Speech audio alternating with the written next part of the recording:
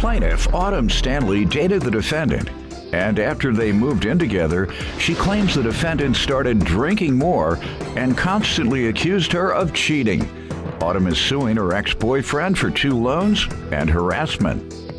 Defendant Zachary Bastian says he knows Autumn cheated because he caught her with another man in their bed. Zachary claims after they broke up, Autumn started harassing his new girlfriend, who's with him in court, so he denies owing her for anything. All rise. This court is now in session. The Honorable Judge Greg Mathis presiding.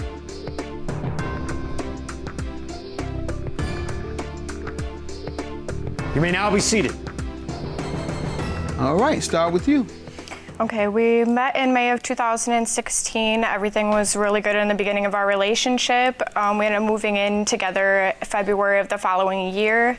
Once we moved in together, he started acting a lot different, started drinking a lot more, like a daily thing, hiding text messages, going behind my back, staying out pretty late. How do you think he was drinking more after he moved in with you? You drove him to drinking? Yes. No.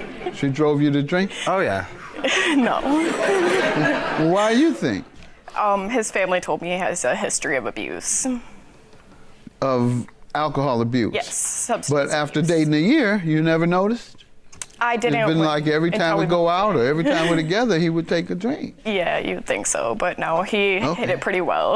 All right, go ahead. So we moved in together. I got him a job where I was employed on the weekend. I had 2 different jobs. The place that I got him employed at, he started making a lot of issues for me there. Always accused me of flirting with people, cheating on him with people I worked with. My other job that I worked during the week, he would constantly call me at work 20 plus times a day. If I didn't answer the calls, he would come up to my job and start issues there. Had he ever That's a lie. alleged any specific evidence he had No, that you were never cheating? had evidence. Yes, I did. Okay, let me hear from you, sir. Okay, we started dating in early May. Not too long after that, she was contacting an ex-lover that was incarcerated in prison. After that, I started using more heavy. I started becoming suspicious. How do you know she was contacting her ex? I saw it on her phone through an app called JPay. You can email like incarcerated, like friends, family, loved ones, stuff like that. So you saw it on her email? Yeah, I saw it on her email. Okay. After we moved in together, I came home early from work one day and caught her in the bedroom naked with another man, a coworker. We were not dating anymore at that point. We were dating and we were still living together. How long had it been? That was towards the end of when we moved out and we were no longer. How long had it been when he saw you with this man? He caught you with a man? You say in the bed? That Where? was 2 years after Where? we met.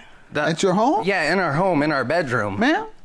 We were not in a relationship. What? We We were not in a definitely relationship at that time. You was just living together? Yeah. Having been in a relationship for how long?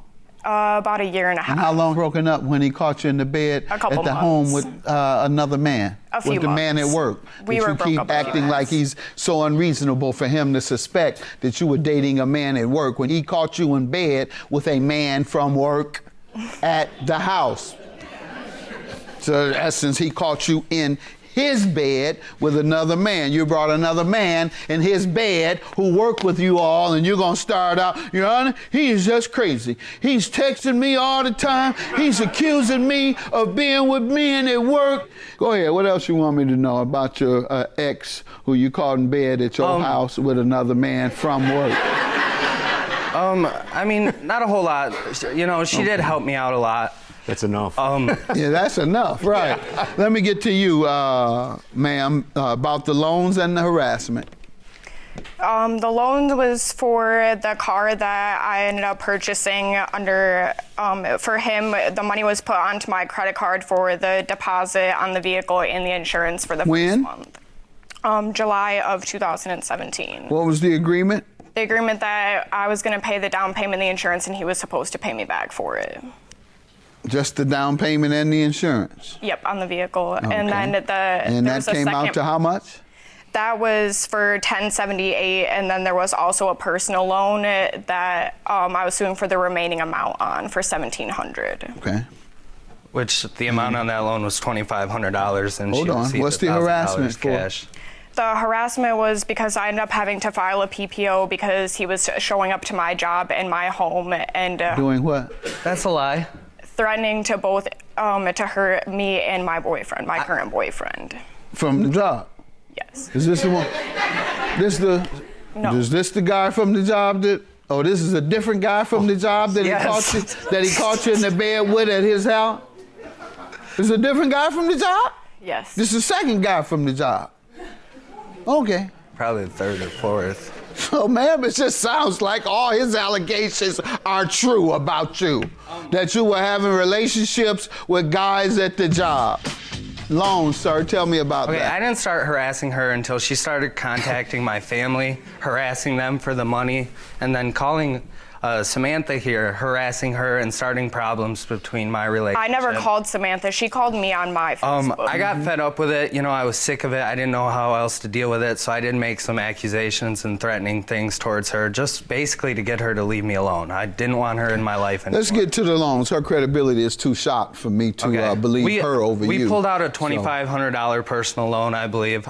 She co-signed on it. You know, it was to pay for bills, help fix my car. I gave her $1,000 cash right off, you know, that I now have to pay back interest on. So why don't you owe the rest? I don't really know, to be honest. Okay. All right. You have no real defense to paying the balance, so I'll grant you the balance. Sir, you failed to pay $1,700. Correct. And the $1,028, ma'am, was for what again? That was for the car that I put the down payment on. All right, and so you owe for that as well? I do, correct. All right. So, ma'am, your judgment is $2,778. He admits to owing. Have a good day.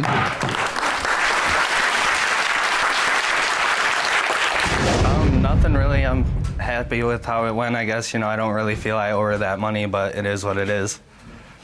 Just happy with the judgment.